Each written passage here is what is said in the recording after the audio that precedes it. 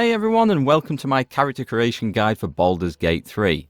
This video is aimed at people new and unfamiliar with the D&D character creation system, but if you're a Baldur's Gate 3 pro, then go ahead and leave your favourite character builds in the comments section down below. Maybe you'll inspire some new player to go and try out something really cool and different. Now, Baldur's Gate 3 is a huge, long game, and creating a character that you might play for the next 100 to 150 hours can be a little bit daunting if you've never come across the D&D character creation system before. And even if you have, Baldur's Gate 3 does a few things a little differently. So hopefully there's going to be something in this video for you as I explain the differences between the classes, the races, the starting abilities and the stats, a few skills to pick, and a few hints as to what might help you develop the best and most fun character for you to play. Also, I'll leave some links in the description so you can watch my entire playthrough or maybe just my own character creation process when I played the game for the first time. So without further ado, let's go and guide you into the world of Baldur's Gate 3 character creation. So as a new player, click on New Game, and I recommend for your first time playing Baldur's Gate 3, go on Balanced difficulty. There's going to be a few challenging encounters, but overall it's not going to be too hard once you learn the game mechanics, and it's going to give you a nice sense of achievement winning on this. So after watching the awesome intro, then we are presented with this screen. Now we're going to talk about all the different stats later on. I'm going to explain what they're important for and which classes they're important to. But to start with, you're given the option of playing as one of the origin characters or rolling up your own custom character. And as a first time player, you should definitely play as your custom own-made character. The reason being that the first 6 characters here are all potential companions you can recruit into your party. You get to control up to 4 characters, including your own in the game, and you can take 3 at a time of these and chop and change them in or out as you might see fit. And the reason you want them as companions is because they have amazing storylines and incredible voice acting, every single one. And if you get to play as one directly, yeah, you'll experience their story firsthand, so you'll get to see a lot of their backstory, but you won't enjoy the awesome interactions you get and the banter from these characters. The other option you have in the origin characters is the Dark Urge. Now this is actually a character concept, so you can change the race and the sub-race and the class and everything about this.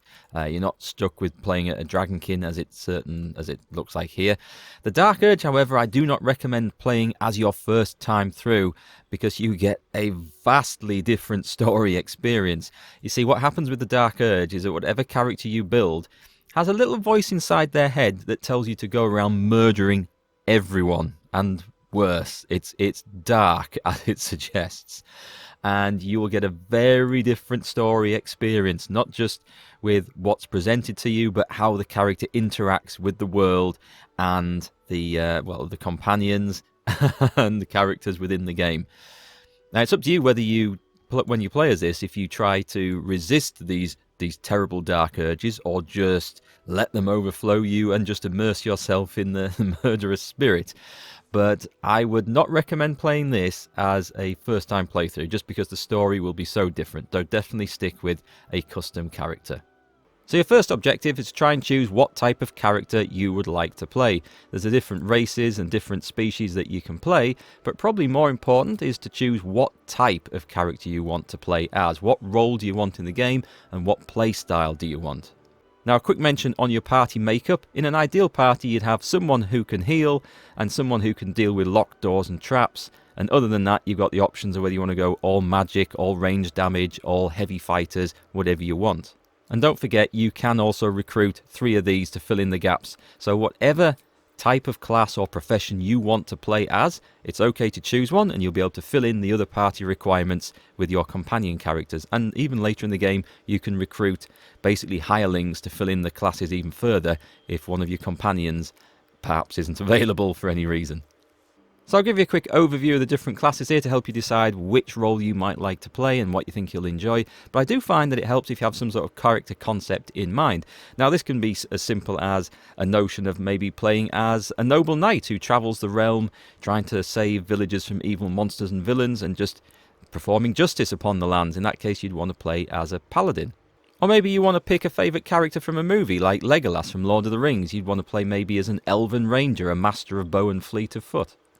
But having a general idea helps, but these are what the classes are all like. A barbarian is a bit like a wild person. They can wear medium armour and they excel in getting up close and personal and knocking heads together. They can use pretty much any weapon in the game, being great with two-handed weapons. They also have a little bit of affinity with nature and the animals.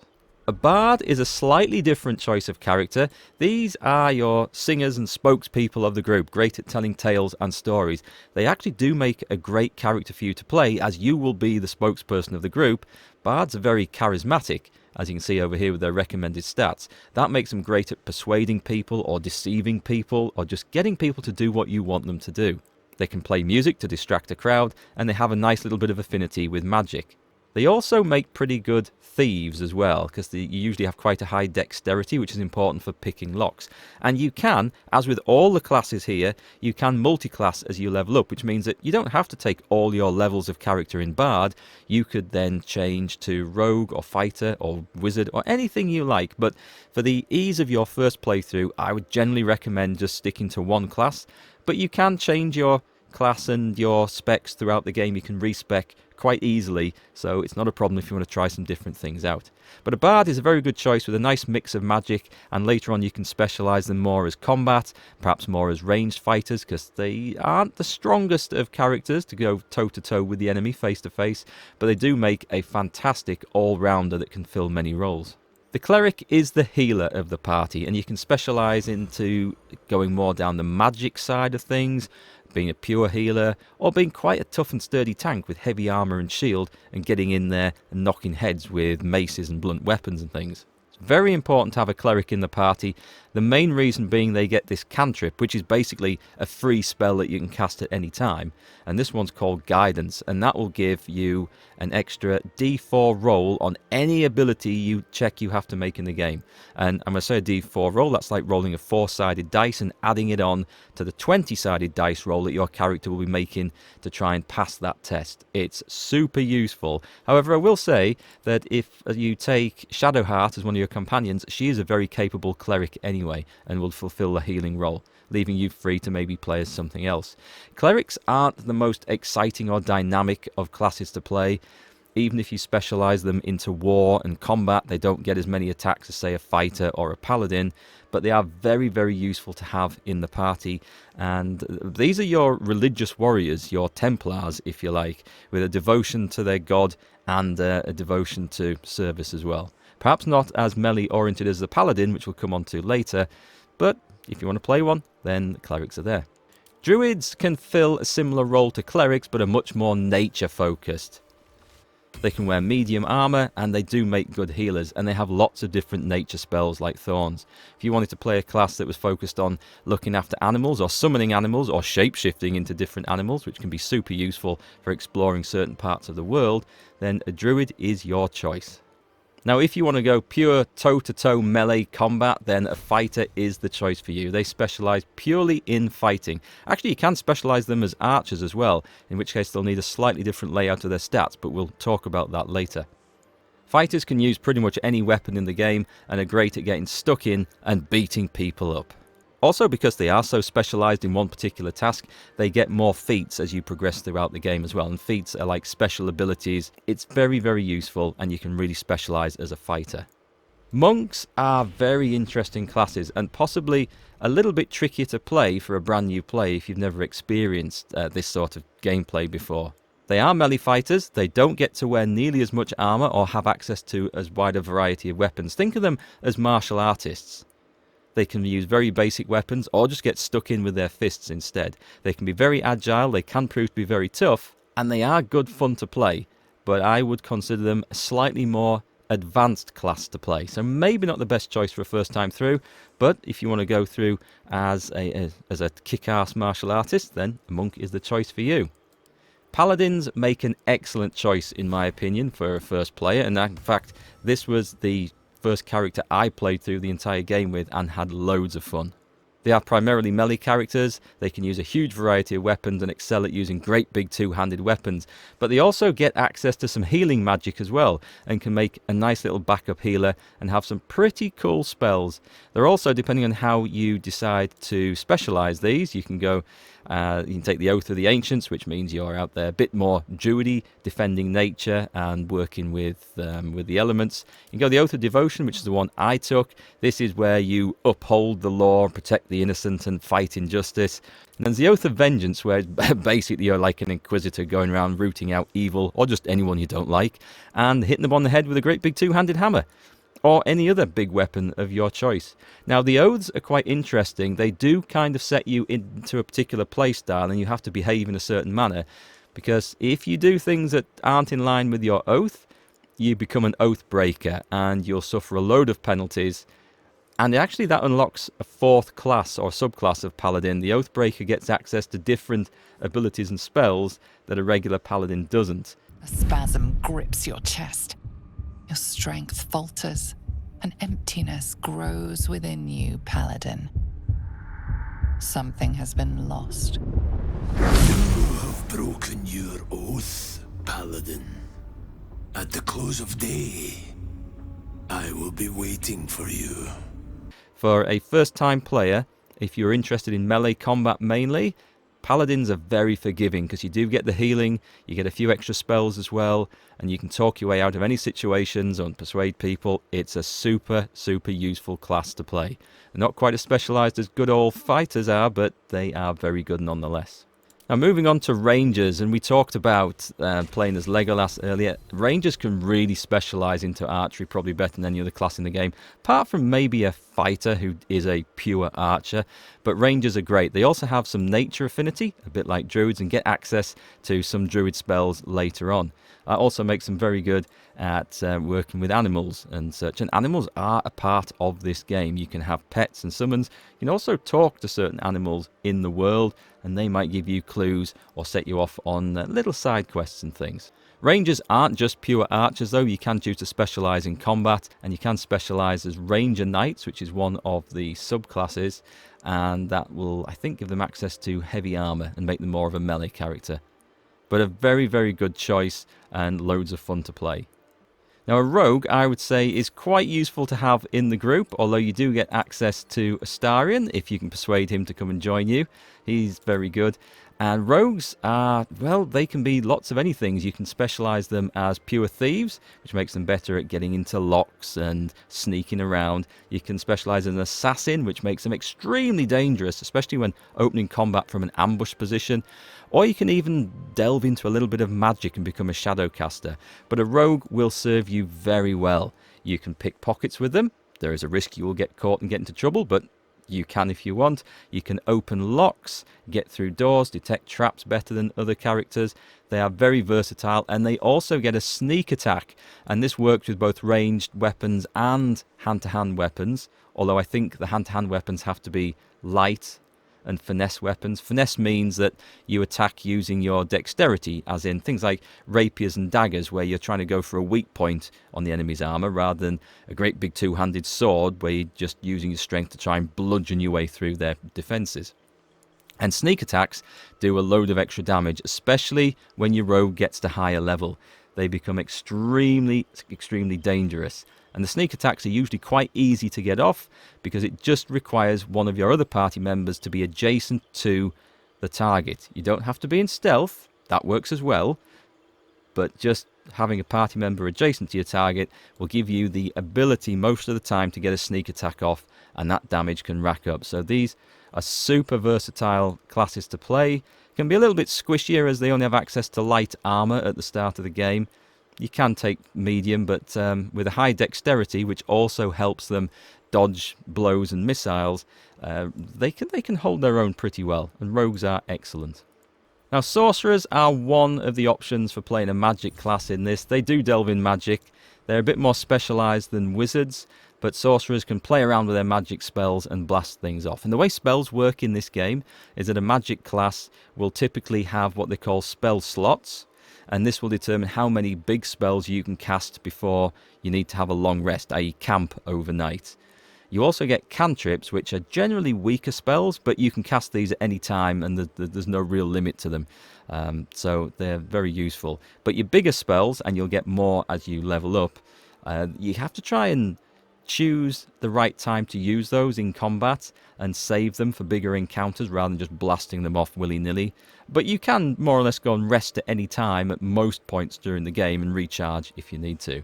But sorcerers kind of specialise in magic. They are quite dangerous. They also are a good choice to play because charisma is their spellcasting stat, and charisma is also the stat that lets you do well in conversations and persuade people. So a very good and versatile magic using class to play if you like that sort of thing. Warlocks are also a mainly magic class, or they can be. They can also specialise in melee as well, and they work a little bit differently in that their spells recharge, or their spell slots recharge on a short rest, but this does mean they don't get as many spell slots to blast things off, but they get a very useful cantrip called Eldritch Blast.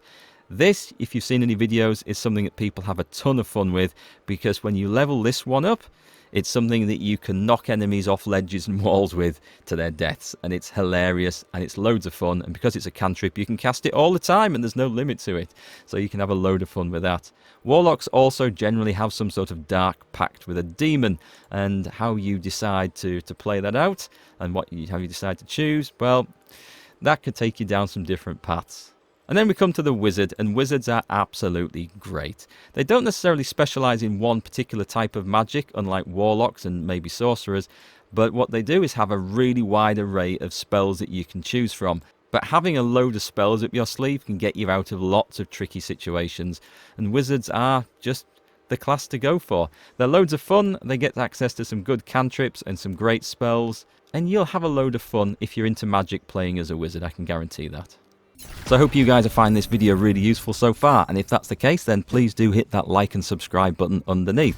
Also, I stream all manner of games live on this channel, from role-playing to strategy to, well, just a good mix of anything really, and if you'd like to come and watch me play live and join in with the chat, then don't forget to hit the notifications button too, and I'll see you on a live stream real soon. So having talked about classes and a little bit about character concepts, maybe now you've got an idea of what you would like to play, and it's time to go back to the top of the list and pick a race. Now if you've played any sort of D&D game before, or even the tabletop D&D, you'll probably be aware that character races normally have some predetermined stat bonuses. It used to be the case, I think, that elves had a bonus to dexterity but a penalty to constitution. Character stats are no longer a thing in Baldur's Gate 3, which I think is great because it means that pretty much any race can play successfully as any class. You no longer have to pick a race that's going to give a benefit to your class, and I think that's awesome. So you can pick any of these that you like, just go on looks, you can change them around and see which one you like the look of to play with the class that you really like, or to go with your character concept. However, there are some unique abilities to each race. I'm going to mention them now because it might just help you choose how you want to play. So elves do come in several different flavours. In the sub-race we've got the high elf and the wood elf. The wood elves actually have a unique ability, is that they can move a little bit further than standard elves, or even standard humans for that matter. They're a bit more fleet of foot. And the high elf ability is that they get what's called their own high elf cantrip. They are naturally magical creatures. So you can choose a spell to go in here. It's only going to be a basic spell, but something like light is always nice to cast light in dark places. Not that the elf necessarily needs it, because they start with dark vision and can see in the dark up to 12 meters. Now if you think that sounds like a major bonus, in this game, and I've played through to completion, I did not find many instances where not having dark vision on my main character was a major problem. You've got torches in the game, you've got other light sources, and there aren't too many really dark areas. It might be a problem if you're planning on playing a ranged character that doesn't have dark vision, because you might find it difficult to see the shots clearly, or you'll get disadvantage on a lot of shots if they're at long range and out in the darkness somewhere. But overall, it's not a major problem.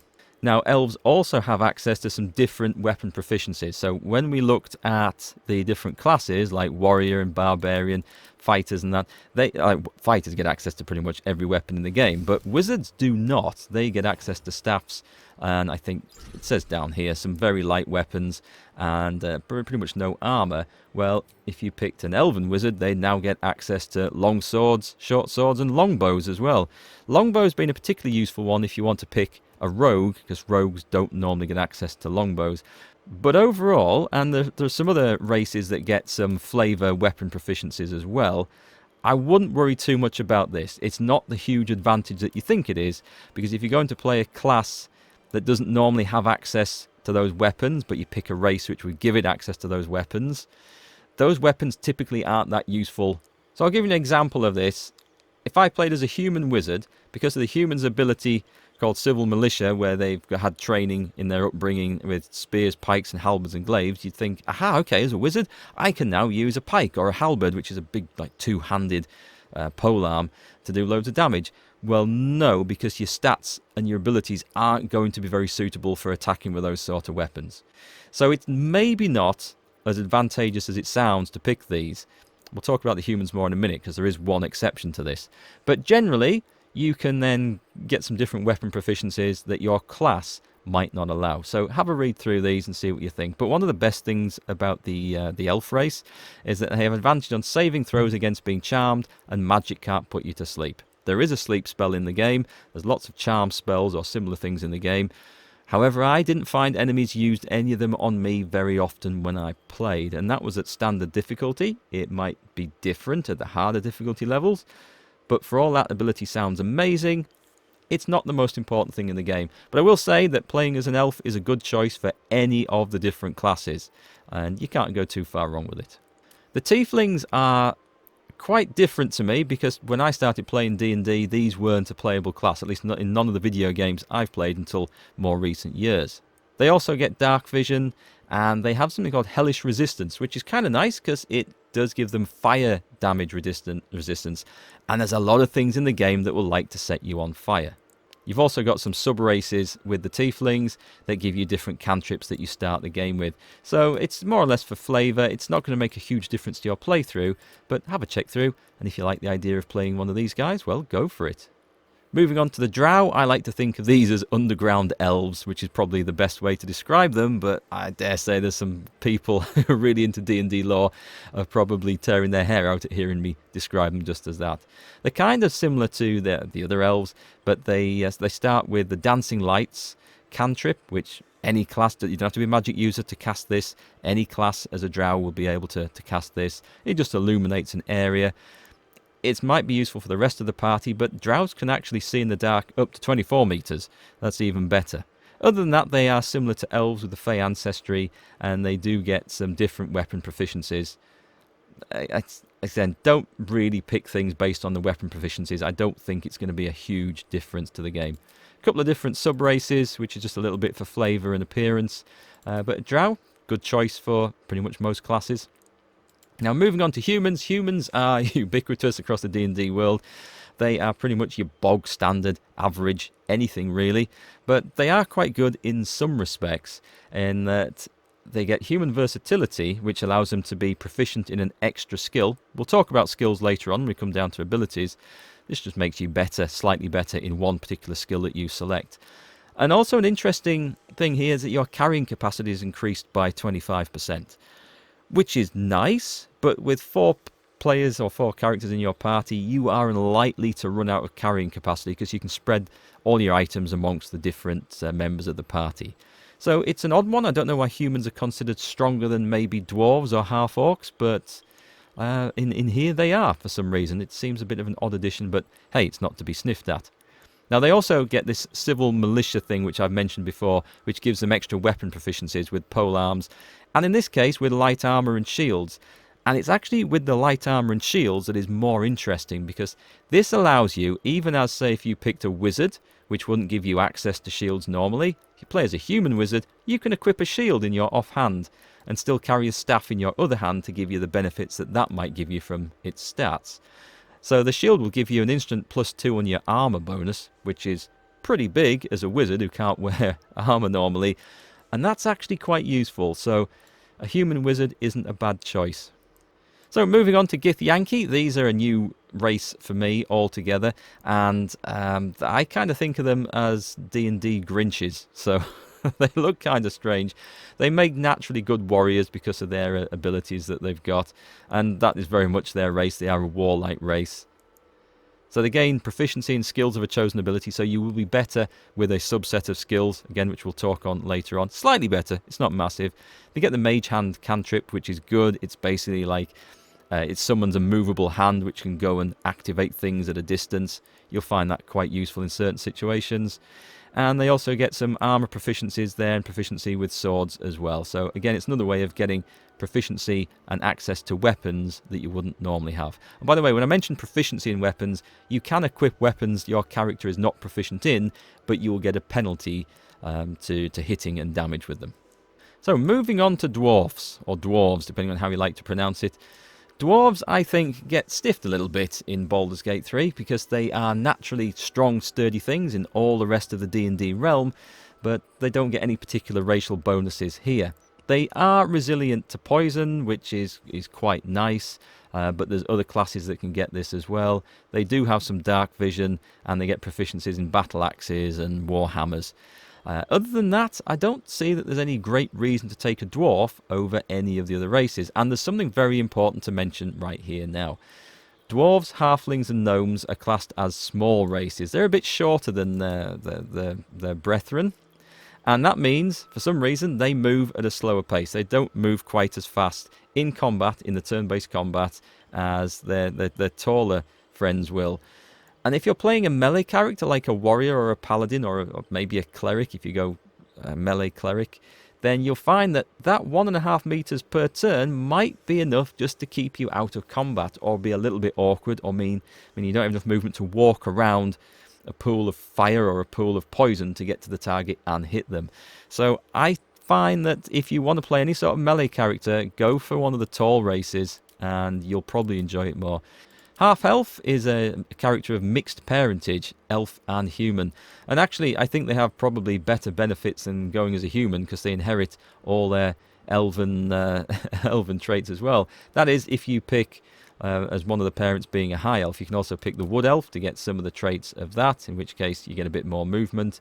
Or you can go for the drow half-elf as well and get the free cantrip. But the high half-elf is probably the best one. You get to pick the cantrip that you would like out of this selection. They're kind of fun, so just go and pick something that you might enjoy. But the half-elf is actually a good choice for any of the classes in the game.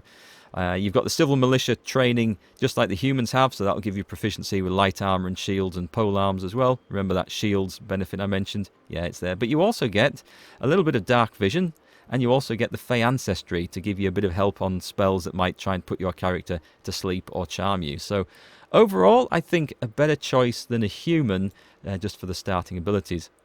Halflings. Now these characters are fun. These are the hobbits of the D&D world, and I think they're awesome. Again, a short character like the dwarves, so they don't move quite as fast. Oh, one thing else I need to mention about the short characters. They don't move as fast, but they can actually sneak into places where tall characters can't. There's sometimes cracks in walls or holes in a cave, and a short character might be able to fit into one of those where a big tall character couldn't. So it does sometimes give you access to other parts of the game, and I think it's a nice little feature. You've got some sub-races as halflings as well. You've got the Lightfoot halfling or the Strongheart. The Lightfoot, basically you have advantage on stealth checks, and the Stronghearts give you a bit more resilience to poisoning, which is a bit like the dwarves get, so that's a nice one to pick as well. There are lots of things that will try and poison you in the game. Enemies with spells and just poisonous surfaces and things like that. One very nice thing that halflings get is that they're considered lucky. So when you go to make an attack roll or an ability check or any sort of saving throw to see if something nasty is going to affect you, if your character rolled a 1 on their 20-sided dice, they could get to re-roll that. So that's going to come up 5% of the time, and the chance of it also being a 1 afterwards is pretty low, but I have seen it happen lots, especially to me. Maybe I'm unlucky. But that's a nice little feature right there. And also, a natural 1 is an always fail. It doesn't matter what other pluses or benefits you can add to that dice roll. A natural 1 is a fail. Gnomes, in a similar situation to halflings with the size and the speed. And typically these guys used to be used to make awesome mages, but now we don't have any racial stats. They're quite useful for a lot of things, particularly ranged and magic classes. Again, it's that speed issue, just getting into combat. They also have Gnome Cunning, which gives them an advantage on intelligence, wisdom and charisma saving throws. These are typically rolls that your character will make when an enemy casts some sort of spell on them. It might be a sleep, it might be a charm. There are lots of things that affect all those stats. Advantage means you get to roll 2 dice and pick the highest score. So having advantage on that is actually massive, and it does make these guys pretty resilient to anything that would affect them in that manner. There's 3 different sub-races you can pick, and they get slightly different advantages. I mean, the rock gnomes get an extra bonus on their history checks, which is one of the skills. It's very rare you're going to use this in the game, so I wouldn't say it's worth picking a rock gnome just for that. They do get dark vision as well. Forest gnomes get dark vision and can speak with animals, which is nice. I mentioned earlier, being able to talk to animals will give you little bonuses or side quests, or just to help you find clues about what you're trying to do in the game. It's very nice. It's not essential, and there are other ways of getting it, but it's nice to have it there. Deep gnome is quite an interesting one. These are underground gnomes, if you like. Now they get superior dark vision, so they can see in the dark further, and stone camouflage, which basically means they blend into the background better. You have advantage on stealth checks. Dragonborns are these humanoid dragonkin type of characters. These are one of the stranger looking races in the game, I think. They don't have any amazing racial features until you start looking at the sub-races, and there's a lot to choose from. And think of these as the colours of the dragons that you might have come across in other D&D games. Red for fire, blue for lightning, white for, what's that, cold damage? Yeah, cold damage. They get a breath attack as one of their special things, and the type of damage that breath attack does, which is like a cone that spews forward from your character's mouth, depends on the colour that you pick. You also get resistance to that type of damage as well. So if you're going to pick something out of here, if you want to play as a dragonkin, I mean, a green one is good because, as I mentioned before, you become resistant to poison, and there's loads of stuff that tries to poison you in the game.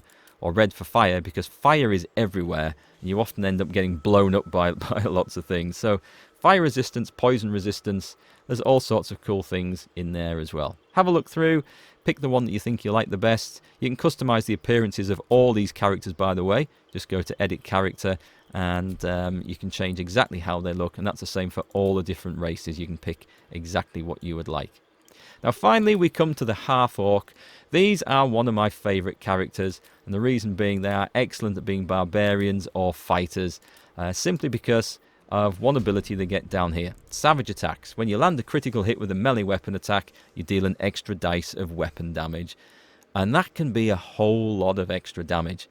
But they also get relentless endurance, which means if you reach 0 hit points, normally your character would be knocked to the floor and they need helping up or a healing spell casting on them. Well, half-orcs don't really care about that. They just get straight back up, giving them a chance to get back into the fight and do something next turn. It's basically a get-out-of-jail-once card per fight, and I think that's really, really useful. Having dark vision helps as well. So half-orcs, if you want to go all-out melee crit damage builds with big dangerous weapons, you'll have a lot of fun with that. One thing to mention is that whichever race you pick for this, you'll get a slightly different experience throughout the game, especially based on your backgrounds as well. Characters within the game will respond to you differently, and you'll get a slightly different journey and experience. So it's good fun, but pick the one that you think you're going to enjoy playing the most, or that you feel like you've got an affinity with, rather than just necessarily looking for particularly the best stats and abilities.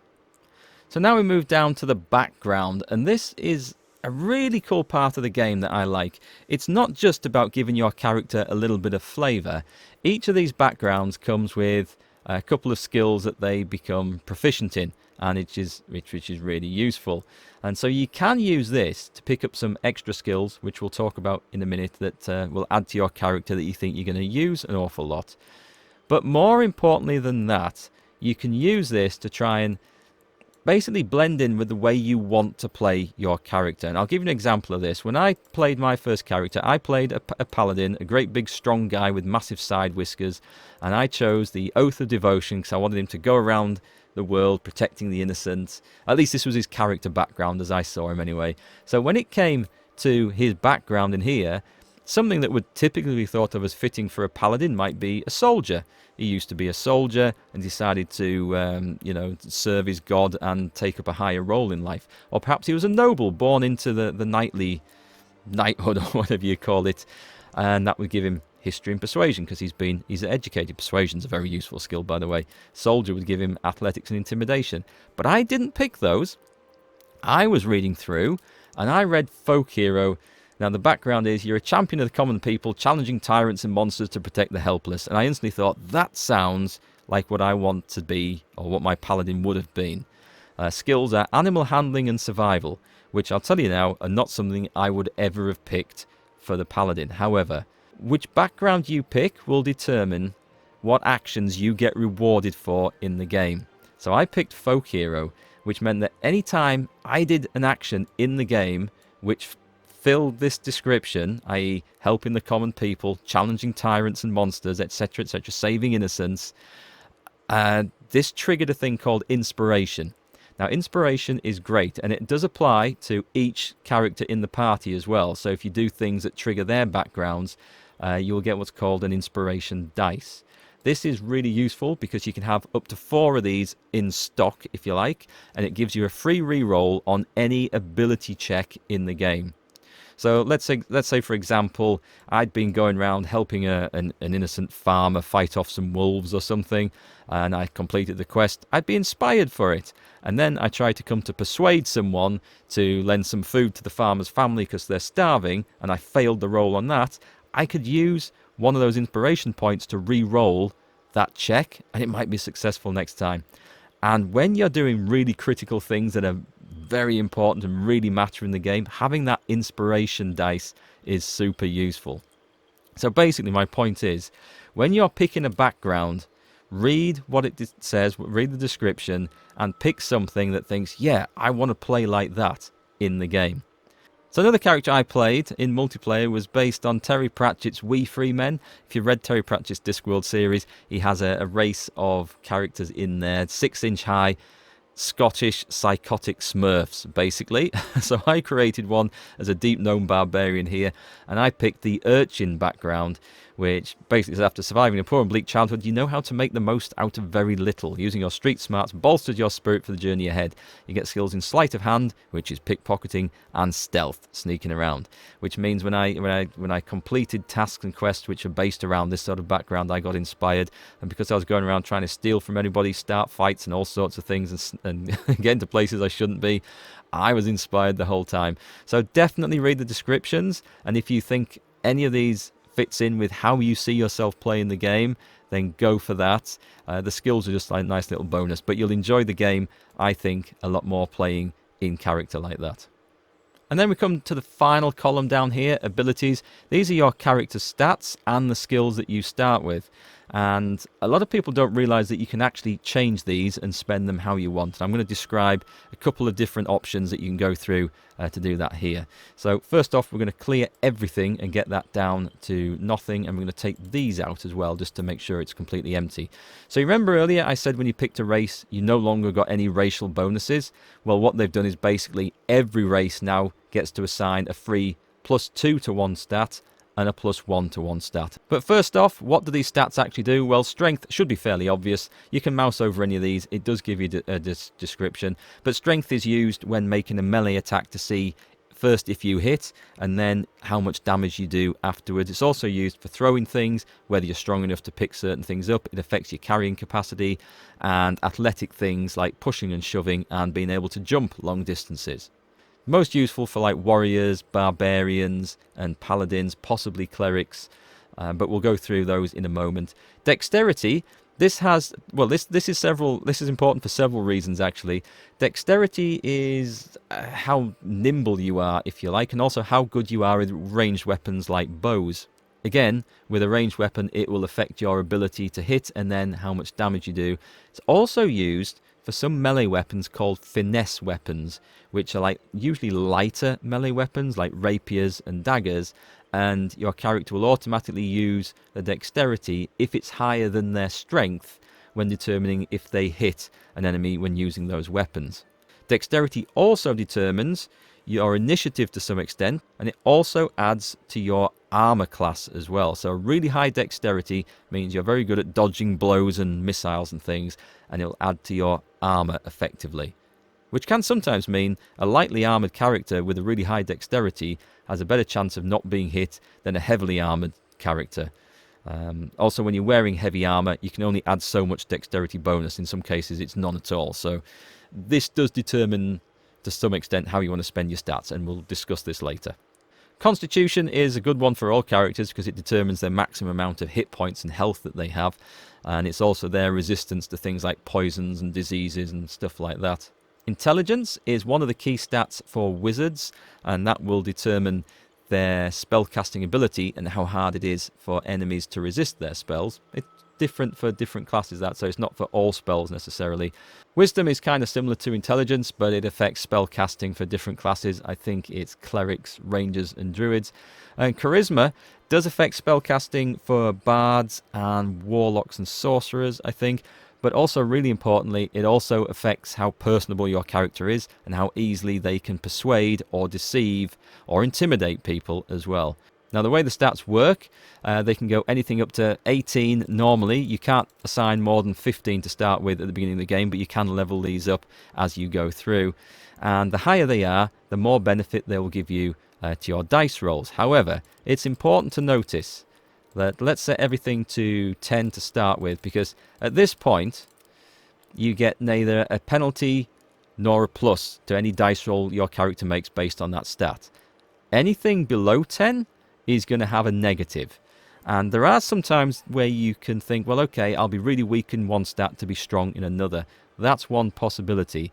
But for the first time playing, I would actually recommend you set everything to start with at 10 before you spend any of the extra points. This means that you will never have a -1 penalty on any dice roll you make just from your stats. Because I can guarantee, when you do make a dice roll and you see that -1 pop up and you fail a roll by 1, and you're going to play that character for over 100 hours in the game, it's going to drive you mad. So from there, we would then pick our stats that we'd want for the classes. And it does tell you, for a Barbarian, it's mainly strength. I've got a Barbarian selected here. It does highlight which ones are most important. So let's go and pretend we're going to make this Barbarian. What we'll do is we're going to try and get him up to 16 to start with, and I'm going to put the +2 bonus in there. Now, the reason I do that is because the more points you put in, the more expensive it gets to put them in there. As you can see, we can't get to 16 without doing this. So starting at 16 strength is pretty good. You can level that up later, and there's magic items and stuff that will boost it even further. And important to notice that it's only even numbers that matter going up above 10. So we can go to 13, we're still at that +1. So we go to 14, we get that +2. So it's even numbers that matter when you're spending in stats. But the reason that you would choose to start with something like that, with odd numbers, and you think, well, I'm not getting any more benefit over whether I just put 14 in there, so why would I start with 15? And the reason is, when you hit levels 4, 8 and 12 with a character in the game, you can pick a feat, and you can choose to increase 2 points of stats at that point. So when you hit level 4, you'll get 2 points to here. You can change that to 18 and 16, and suddenly you've got a strong, well-rounded character. Now let's have a quick look at the skill proficiencies, because if at any point you can't decide what you want to do, by the way, in any of this, just hit the use recommended, and it'll give you something suitable to start the game with that you can then play around with. And you can change these in-game. There's an option to respec your character, so don't worry if you mess it up. Fairly early on in the game, you'll have an opportunity to redo these once you've learnt a bit more about it, so you don't have to give up all the work you've done so far. But skill proficiencies, we can change these around, we can take these out, and then we can choose what we want to go in. Now, as a Barbarian, I'm kind of limited. I can only choose from these anyway. So let's see, we've got 2 to pick.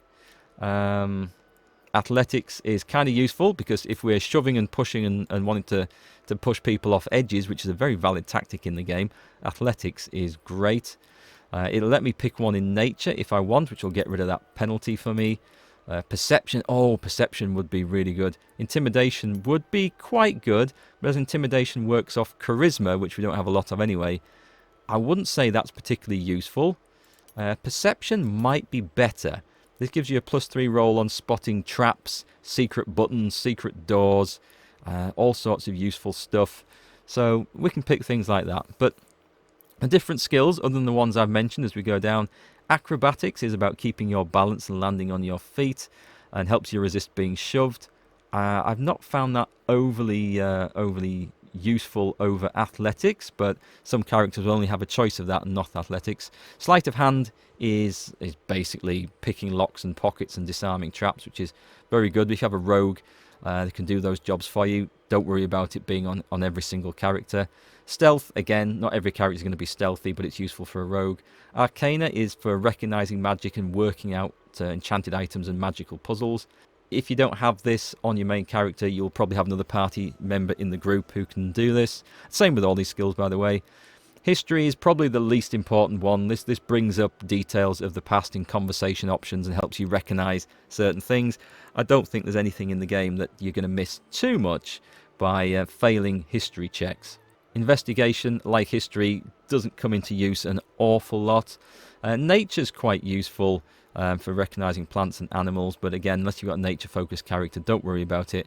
Religion is a bit like history. It does come up from time to time, but it's more for recognizing holy symbols and rites.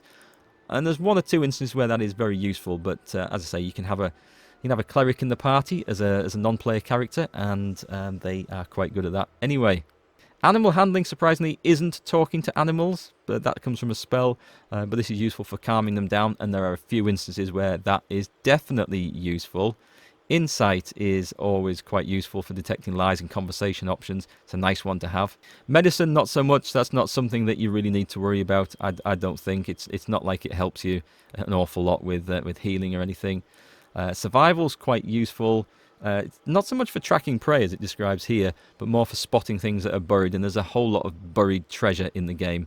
Otherwise, if you fail a survival roll, you just won't see it. But a little tip for you when you're playing the game: if you're walking around and you suddenly see a survival roll being made, you'll hear the dice being rolled, and if it comes up saying survival roll failed on all the characters in the party because they each get to roll, get your shovel out, start digging around wherever you stood, because there's a good chance there's a treasure chest underneath that you haven't seen, but if you dig in random places, it'll still be there, so you can dig it up. Deception is very good if you've got a charisma-based character. An extra few points in there means you can deceive and lie your way out of situations. Same with intimidation and persuasion. Those are excellent skills. That's why I recommend taking one of the classes as your main character that specialises in charisma skills. And performance is about entertaining audiences and commanding the stage. That's a bard thing, and I don't think you need to worry about that for most. But the skills all come in useful. No matter what you take, you will pass some checks and fail others, so don't worry about it too much. But just be aware you don't have to take the skills necessarily that are given to you by the game when it generates your character. So I'm going to give you some suggested starting stats for each character class in the game here, and if you want to try something different, you can always press the use recommended button. Doesn't always make the best use of the points, but it'll give you something very usable to start with. I'm going to explain why we've picked them, and you'll soon spot a pattern which will be applicable across the rest of the classes. So your most important stat for the class you've picked is always hit with a star on here, and that's why we've got strength starting at 16. We can, if we juggle points around, get this up to a maximum of 17. Let's see if I can just show you that there. But you need to use a +2 bonus on that one to get there. But it still gives us only a +3 roll, and this has no extra benefit until you hit level 4. So that's why I choose to start them at 16, and we don't have so many penalties elsewhere. So strength for damage and all sorts of other things, and hit chance for melee. Dexterity, no point going more than 14, and the reason because is barbarians get to wear medium armor, and the most bonus you can get from your dexterity to your armor is a +2, and at 14 we get that nice +2 in there. Does also help initiative and other things, but you've got to balance everything out a bit. We can afford to take a penalty to intelligence as a barbarian. Constitution wants to be nice and high at 16 for extra health, because they're going to be in the front row of combat. And there we go, a fairly balanced barbarian build. Now looking at a fighter, and you can actually do something very, very similar, but in this case we don't need the dexterity up as high as that, because fighters later in the game are going to get access to heavy armor, and there you won't get the +2 benefit in your heavy armor. But we still want some dexterity so that we don't end up going last all the time. And it does help in other situations as well, like when you're trying to dodge a fireball that's coming in. So with the bonus points that we've got, we can spend something to get our intelligence up so we don't have a penalty. or you can, well, there's not much more you can really put in this. If we hit the recommended settings, it starts with a strength of 17, but then you have a lot of odd numbers in here that you're unlikely to get much benefit of, and I feel like those are kind of wasted at that. But starting with that high is kind of nice, and that's the most we can get Constitution up to. So a couple of different options, and that's for a melee fighter. If you want to go for a ranged fighter who specializes in archery, because that is quite possible, they do have a specialization in that, then we want to reverse these two and get the dexterity up as high as we possibly can. So we want to put the +2 into there, and then we can get a bit more points into that. So dexterity for ranged and finesse weapons, strength for big brutal weapons. This is my play for a rogue. I like to go max on dexterity because it's our attack damage for all ranged weapons and finesse weapons like daggers and rapiers. Constitution for a good bit of health and hit points, and no penalties anywhere, because I don't like playing with penalties if I can avoid them but still get the most important stat. This is also the one that opens locks and picks pockets and things, so it's super important. A bard, being a bit of a jack of all trades, is quite a hard one to balance all the stats across that you would need. You can argue that you can take a penalty in strength to be able to just boost one of the others up a little bit more, but it's kind of tough because I don't like that penalty to jumping heights and everything else. You won't be using strength as a bard, you'll be using dexterity, whether you go for ranged weapons or with your swords and scimitars, which you can specialize in as a bard. They have 2 melee specializations for different styles of fighting, or you can specialize as a spellcaster.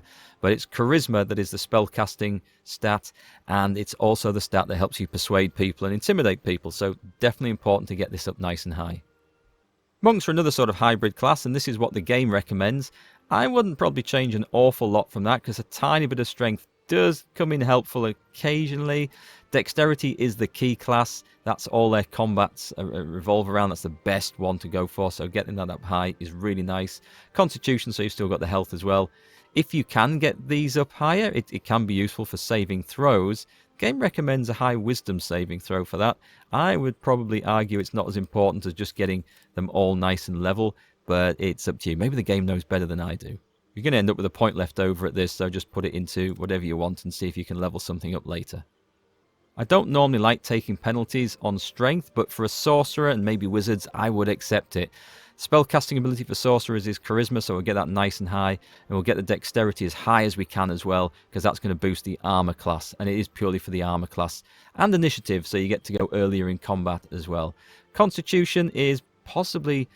Well, we could make a case for increasing the Constitution and maybe taking the Dexterity down, but this will give you more hit points, whereas this will help you avoid taking damage more in the first place. So it's 6 and 2 3s.